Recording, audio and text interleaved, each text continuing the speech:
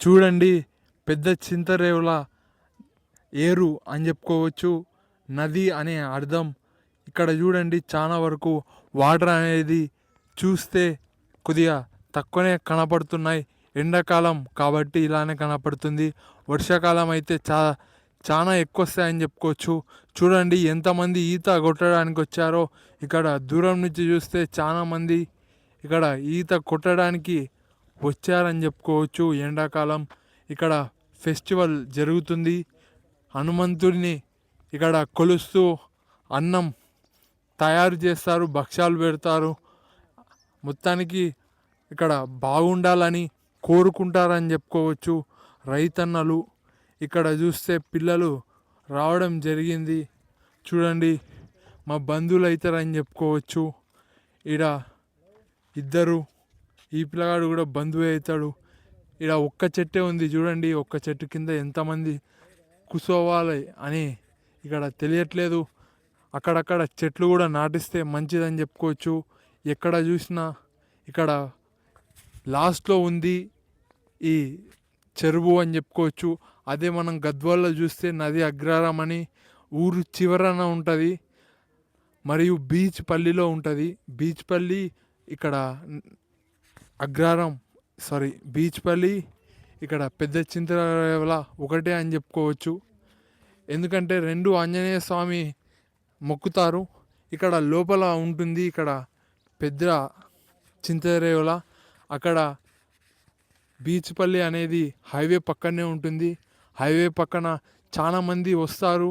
దాంట్లో కొద్దిగా స్పెషల్గా చెప్పడానికి ఏం లేదు, కానీ ఇక్కడ పెద్ద చింతరేవుల అంటే చాలా వరకు లోపల ఉంటుంది.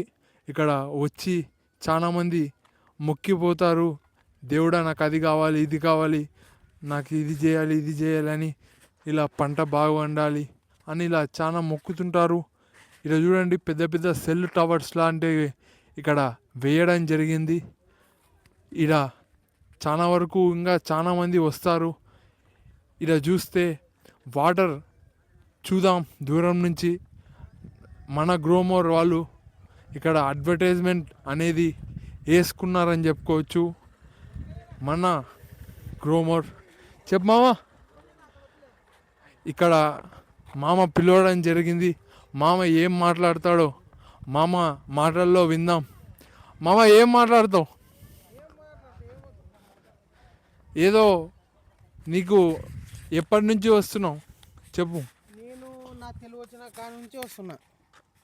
నాను పెద్దగా తెలివైన కాంచి నా కొడుకు ఇంత ఉండి, నా కొడుకు బామాడిది అన్న కొడుకు నాకు తెలిసిన కాడి నుంచి వస్తున్నా. నేను 15 ఏళ్ళు అవుతుంది ఇక్కడ రాబట్టి. ఇక్కడ మీరు మాట్లాడతారేమన్నా? ఇక్కడ పిల్లలందరూ గ్యాంగు వేసుకొని వస్తారు. నువ్వు ఎన్నో క్లాస్ వరకు చదివినావు? నేను 10th వరకు చదివిన. 10th తర్వాత ఎందుకు బంద్ చేస్తావు?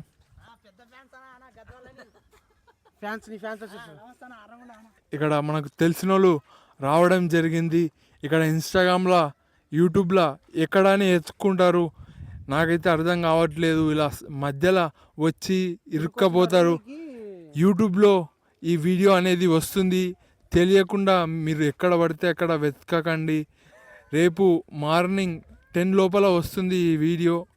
ఇప్పుడైతే చాలా మంది వస్తున్నారని చెప్పుకోవచ్చు ఈత కొట్టడానికి. ఇక్కడ మీరేమన్నా మాట్లాడతా? ఇది వస్తాలనేది మేము ఈరోజు గద్వాల అనిలనని కలిసినాం. చాలా సంతోషమైంది మాకు. చింతరేల గుడి కాడ ఇక్కడ ఏర్కి ఈతనికి వచ్చినాం. మా గద్వాల అనిలన కలిసిండు. చాలా సంతోషం అంటే అవుతుంది.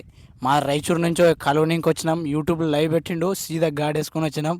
రాయచూరు నుంచి వచ్చినాం గద్వాల అనిలన కలువనికి. చాలా సంతోషం అవుతుంది. ఇది సంగతి. రేపు 10 గంటలకు వస్తుంది యూట్యూబ్లో, తప్పకుండా వీక్షించండి. టైటిల్ వచ్చేసి రేపు 10 గంటలకు వస్తుంది వీడియో యూట్యూబ్లో. ఇది సంగతి. ఉంటాను. మరొక ప్రత్యేకమైన వీడియోతో కలుస్తాను. ఇక్కడ చేపలు వేసుకోవడానికి చిన్న వ్యాన్ లాంటిది ఉంది. ఇక్కడ మాట్లాడుతూనే ఉన్నాను. ఇంకా రెస్ట్ తీసుకోవాల్సి వస్తుంది. ఇంకా చాలా హెల్ప్ చేశారు ఇక్కడ ఉన్నవాళ్ళు.